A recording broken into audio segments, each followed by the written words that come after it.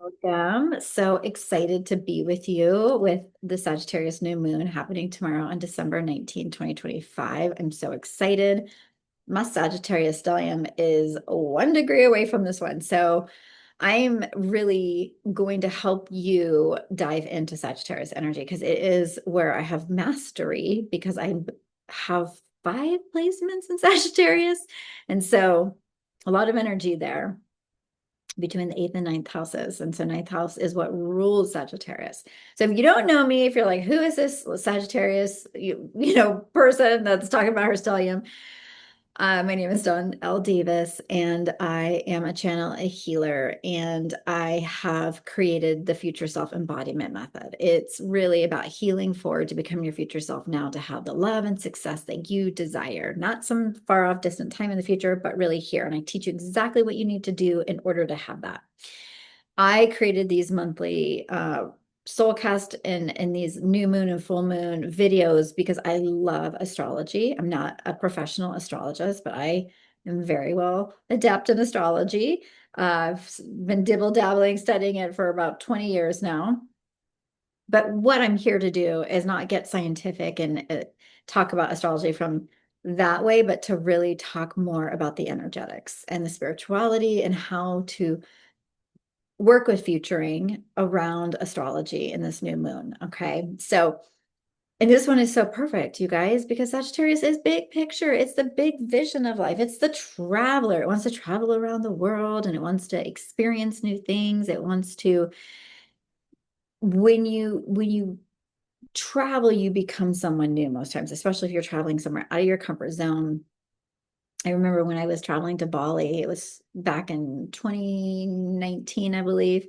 I've traveled a lot all over the world, but that was one of those trips where it was just so different than anything I'd ever experienced before. And the culture, the spirituality, I remember feeling a different version of me come online. And I took that energy that I gained and I changed. And I want you to think of Sagittarius that way. It's the traveler, it's the adventurer, it's the explorer. You're exploring philosophy, you're exploring spirituality, the bigger questions of life. And those big questions are portals and doorways to open you up to who you are. It's not to keep you small. Sagittarius doesn't play a small game. Sagittarius is like, go big or go home. So I want you to think about this not as just like, what am I manifesting for this new moon, but who do I get to become in the next 6 months, knowing that we're stepping into a number one numerology year, knowing that we have massive, huge astrology next year, where planets are going into new signs that they've never, like Saturn and Neptune are going into Aries. Hasn't happened before. So, or in a long time, I should say. So we're on the threshold of some very exciting big things. And I want to prepare you. I want to help you expand how you're seeing this time. And this is the last new moon of the year. So make it special. So I have some notes and I want to share, but Sagittarius is not just expanding out there, it's expanding in here as well. It's about the growth that you have that changes your life.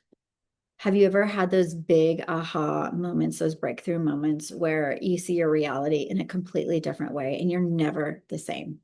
You're never the same. I had one just even this earlier this week. I was in between, I was napping because I wasn't feeling that great. And I was listening to a podcast and he said something that activated something within me that I hadn't yet seen. And it was about the timing of my life. And it was about just certain things that I've been working on and manifesting for years. And I realized that everything was coming together so perfectly. And that if it had happened sooner, I might not have had the inner energetic template and nervous system stability to really receive it.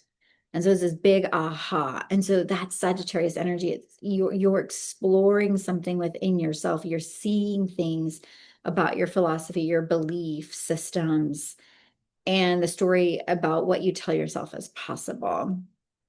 And that is what futuring is about. That's what I teach in all my containers is this premise of futuring, of getting to create the future that you want, not by being disembodied and spiritually bypassing, but being really present. And so I want you to think about this as you get to create the identity of who you want to be by co-regulating with your future self. Most people co-regulate with their past selves. That's why they keep having the same old stuff happen over and over and over again, because they are in autopilot. They don't realize it. So this is the energy of let's step into something new. So this new moon is an invitation to stop asking, what do I need to fix? Because you're not broken. And start asking what future version of me is already calling me forward. Maybe you've been feeling the tendrils and the energetics. This is one of the things I teach in my containers, is how to activate and read future timelines. Maybe you're starting to feel, oh gosh, there's something on the horizon. I can feel the energy shifting. I feel myself growing and evolving. What is that? It's sometimes it's just a feeling, an inkling, a symbol, a vision. So I want you to pay attention to those right now, especially when you are future casting. You're throwing out almost, it's like a net. If you were to catch a bunch of fish for sustenance, what's the net you're casting for your future that will bring you sustenance in the now moment? I see this as like, I'm going to give you a silly one. I really want a new XC90 Volvo white. I've already test driven it on my birthday. I love it. And I have already paid my car off. And so I don't need, well, I kind of do. My car's going to need some work. But, anyways, I have cast a net out into the future that I see myself driving this car. But truth be told, I need to get some things in order financially, just a little bit more, so that it can be a comfortable transition from going from no car payment to a higher car, a car payment that might be a little bit higher than what I even paid before.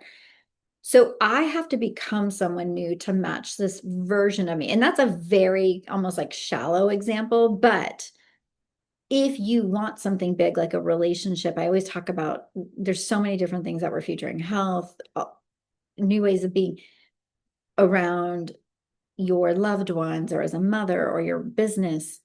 That takes internal work. And it starts with using your imagination and vision, which Sagittarius is so good at.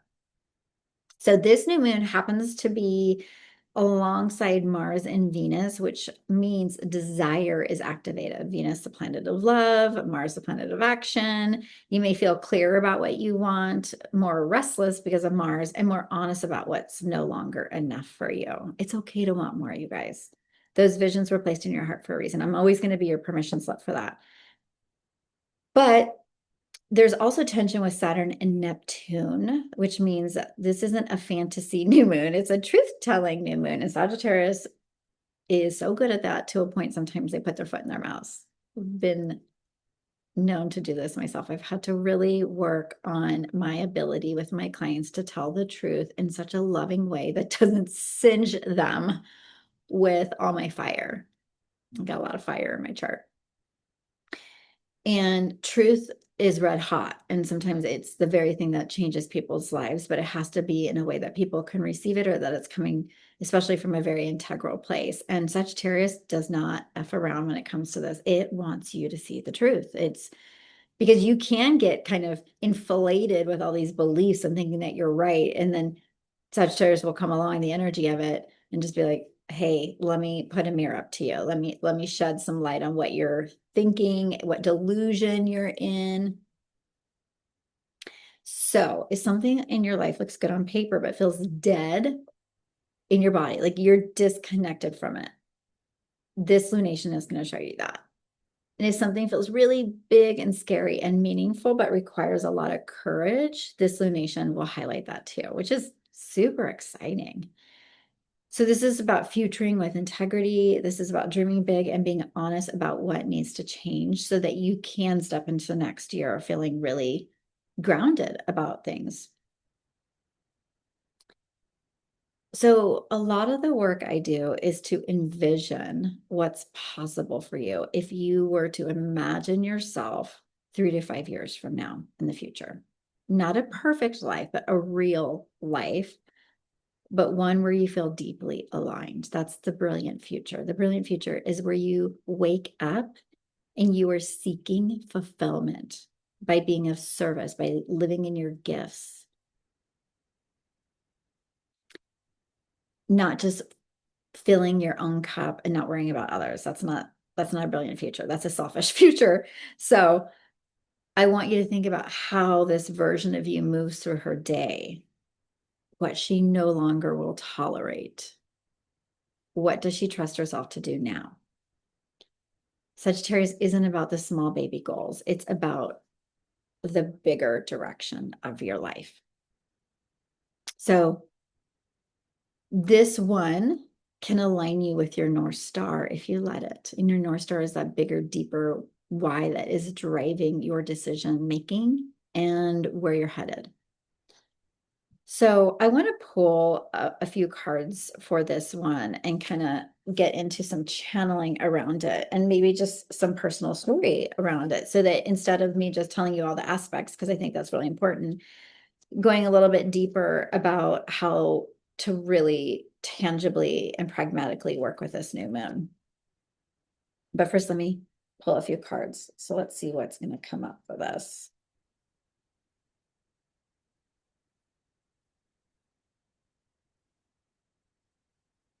Oh, goodness gracious. So the first card I got was obstacles and challenges. The second is the death card, but in this deck it's called transformation. And the third is the tower card. And so it's disruption in this deck. So these are heavy hitting cards. I'm just going to say that. And I feel it's because the divine is asking each and every single one of us to get a little bit more mindful and aware about how we're leading and living our lives and to question what's not working. And so, where you have obstacles and challenges, this card, spiritually speaking, where you have obstacles and challenges, can you see this as the opportunities for growth? Can you see them as your soul curriculum? Can you ask the deeper questions? If you have an area that's stagnated, like money or relationship, can you ask, why does this keep happening? What part of me is complicit in choosing this unconscious? Even though it might be unconscious, you're still choosing something that is aligning with this playing out over and over again. So the obstacles and challenges are the deeper material that you get to work with to understand how to shift your reality. But you ask a question, divine, show me why this pattern keeps repeating. Divine, show me why I keep having these issues. And trust that life will bring you the answers through a book, through a podcast, through a friend, through something that you read, through an intuition.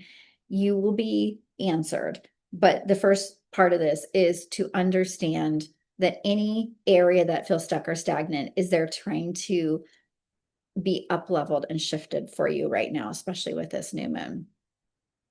And what are you willing to let die so that you can step into the rebirth?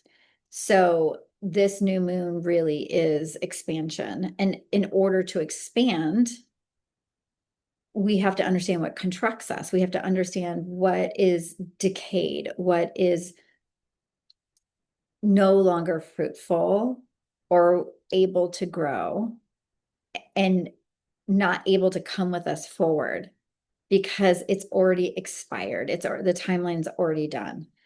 And so it's also a deeper message of, are you willing to let yourself step into the brilliancy of who you're meant to be? Because the shackles that bind you don't need to be there. You don't need to keep those on if you're willing to just see yourself as continuously evolving and growing. You can decide today that you want to be someone else, that you want your situation to be different. And that's what this card represents, is like the death of an old way, the beginning of a new. It's the butterfly and the chrysalis. It's like you got to kind of go through a metamorphosis in order to shift and change. So what have you been in metamorphosis around this year? What are you willing to let be your phoenix rising, you coming out of the cocoon? Okay. And it may feel disruptive because when you get this card, the tower, it is disruptive sometimes to say to your friends, I want to be this person. I want to have these things. If you've been operating in such a way that your whole environment supports you and who you used to be, it could be wildly disruptive. It could be disruptive because all of a sudden it means that you're going to be shifting in your day-to-day life. maybe you decide that that job that you can't stand, you're no longer going to keep doing that, or that relational pattern that you keep showing up for, you're not going to do it anymore. There's a bigger vision of who you want to be. And in order to align with that bigger vision, what needs to go? Because that's the tower. The tower is always this unexpected surprise energy that comes and it's something comes undone so something new can be come together, really. And I don't want you to be scared by these cards because this could be super subtle. It doesn't have to be some big dun dun dun moment, right? Like some big, like the people see the tower card is like, oh God, I don't want the tower card. Like what needs to fall apart? The tower is actually the number 16 that rules the tower card is a number, a numerology of soul lessons. So maybe in order to be reborn and rebirth, like it's finally getting your soul lessons and saying, oh God, I don't need to keep recycling this way of doing things. That's just so outdated. So what I'm really hearing for you is that this is an opportunity to express yourself in new ways. It's a time for a bigger vision that's going to replace the way that you might be playing small. It's the focus that you need to move forward and realize what structures and foundations are outdated that don't support the bigger vision. And it's really, to me, a deeper call to claim what it is that you really want and know that anything that happens after that is just part of the process of your becoming. Okay. For me, Sagittarius energy, since I have my North Node, my Sun, my Moon, my Pallas Athena. What else? I have something, one other thing. It's it's for me about being optimistic, always about life. If I could, and it's really why I'm a futurist, and it's why I have such a deep calling around spirituality. I've had a deep calling around it my whole life. And going even back to being in Catholic school and reading about Edgar Cayce and reincarnation, questioning everything. I've always questioned. I'm so curious. So where could you be more curious about life and question it and not just buy into what somebody else tells you? Can you experience it for yourself? Can you go on that adventure internally or externally that would allow you to be more embodied in who you are? And yes, we need to ground our visions. That is something I've had to learn. Yes, we can't just keep being on a quest for sometimes the quest is great, but you got to come home and you got to take those big ahas and all the things that you've learned. You need to ground them. And that has been some of my biggest lessons is patience and embodiment and not wanting to run away. I was adept when times got difficult in my life at taking the trip. And there's all these memes on Instagram that are like Sagittarius to a T, where it's, oh, as soon as things got crazy, it's like, okay, I go to therapy. No, I go on a trip. It's this whole thing where Sagittarius are runners. Because when life gets too heavy, the cosmic clown doesn't want to put up with that. And so I've had to learn in the later, in the not maybe so much in my 20s and 30s, but especially in my 40s, running isn't always the answer. Exploring, as wonderful it is, there's a beautiful saying that is wherever you go, there you are. And I remember buying that t-shirt for whatever reason when I was in college at San Diego State. Little did I know that it was going to be a theme for my life. Wherever you go, there you are. So you can run, but you can't hide from what's happening. And so sometimes you've got to learn how to sit down and go within and to pause and have patience about divine timing, because Sagittarius it wants things now. It's impatient and it wants the truth. And when you are a seeker, you are always looking for that deeper truth. And those truths can change over time too. That's the shadow of Sagittarius, is being too steadfast in like thinking your beliefs are just the only ones that are right. I become more malleable and flexible as I've gotten older. I love to hear other people's thoughts and understand their philosophies. So this is a way of seeing your world and being very curious about the adventure of it and being excited, because nothing is ever going to stay the same. For some of you, that could scare you. For me, that excites me. I'm like, ooh, what's going to be possible 5 years from now, 10 years from now? And that is the Sagittarius spirit. So I would love for you to plant some seeds. I'd love for you to write a vision of who you think you're going to be and what the adventure looks like in your life right now. What is the adventure? Are you on an adventure? Are you willing to adventure within the innerscape of who you are? Instead of going out into the landscapes of all around us, can you go within? And have fun with this new moon, because Sagittarius is fun. We're about to go into Capricorn season. We have the solstice coming up. So use this time to remind you that you're allowed to want more. You're allowed to believe differently, and you are allowed to become someone new without apology. Enjoy.